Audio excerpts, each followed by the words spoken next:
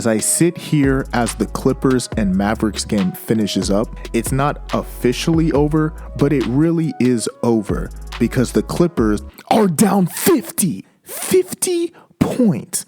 The Clippers are down 50 to the Dallas Mavericks. I cannot believe this. This is absolutely absurd. Clippers, this is the team that y'all, oh my. Is this your team? Is this your squad? Oh my goodness. Down 50 to the Dallas Mavericks. And I get it, Kawhi Leonard isn't playing.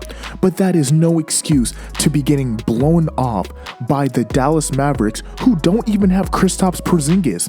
So you could argue, for the most part, they don't have a full roster and the Clippers don't have a full roster. Neither of them do. So you're down 50 is no excuse. There's just no excuse. This is absolutely crazy. And what's crazy is that Luka didn't even really go off that hard. Like, if you look at the score, I think as of right now, he has like 27, 29 points. He has almost a triple-double, but he didn't even go that crazy. And I know they're putting up around 120 points as I speak, but that's not out of the ordinary for the Dallas Mavericks. It's just that the Clippers can't buy a bucket. As we speak, I believe they're 4 for 32 or 4 for 33, which means they're shooting around 12-15% from the three-point line, which is just not going to cut it. And I know that you have to put up threes because that's what the Dallas Mavericks do, but that's no excuse to be down 50 points, and you had still had Paul George playing. So how can you even just rationalize what we're seeing right now? This is absolutely crazy. The Clippers could not buy a bucket. They shot 34% from the field. That's horrendous.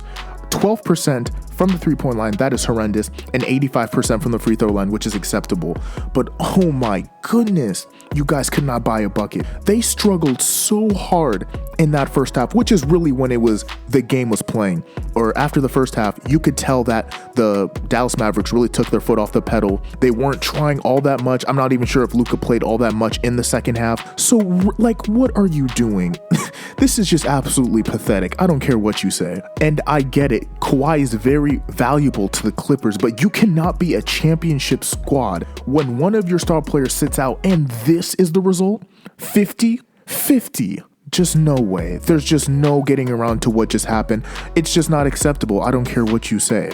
And honestly, in my opinion, I think this kind of highlights one of my big questions when it comes to the Clippers, which is culture. Because for me, I believe the Clippers culture is just anti-Laker. That's it. They show up to play the Lakers because that's the team that everyone points to and says, hey, those are the champions. And they go hard. Whenever they play the Lakers, they go full try-hard mode.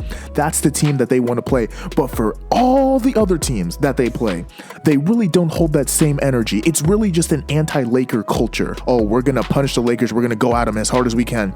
And then against every other team, which you have to beat other teams to get to the Lakers, they struggle. We saw this in the bubble. They were looking at the Lakers the whole time and they choked 3-1. And they were lucky to even make it to the second round.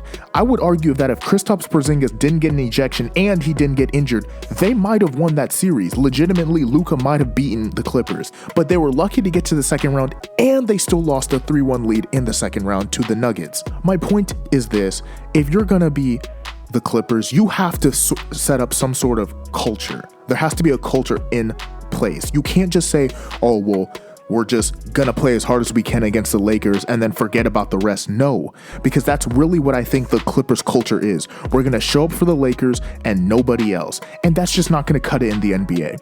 These guys have to do better. Regardless if Kawhi's playing or not, you gotta play better as a team, because that's just what they put out today was just pathetic. Nothing short of it. Usually my videos are very stat heavy, but I'm not even going to really focus on the stats. I'm looking at the effort they gave. They didn't really play like they cared at all. It seemed like they really just try to coast towards this game, and that's just not going to cut it. Even if it's a regular season game, I hope that sort of culture that they had last year where they're kind of coasting, which ultimately bit them in the butt, is going to carry on this season, because they can't do that. You have to take these games seriously, and if you coast like they did even without Kawhi, you're just not going to make it far. So my thing with the Clippers is that you just have to do better. Paul George has to play better.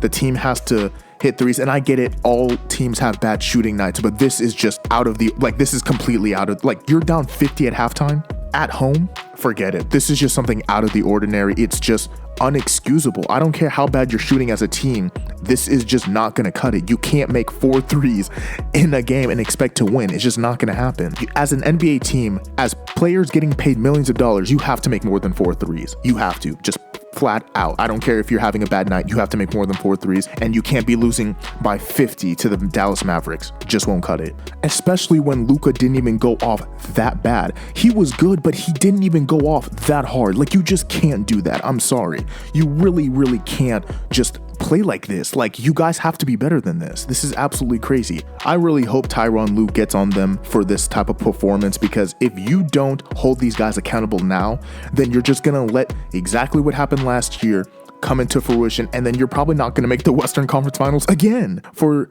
the 50th straight year they haven't made the Western Conference Finals, the longest in NBA history. Like, you just can't allow these things to keep going on. You have to hold these players accountable, and something has to change if the Clippers want any chance. But like I said, I don't really believe in the Clippers.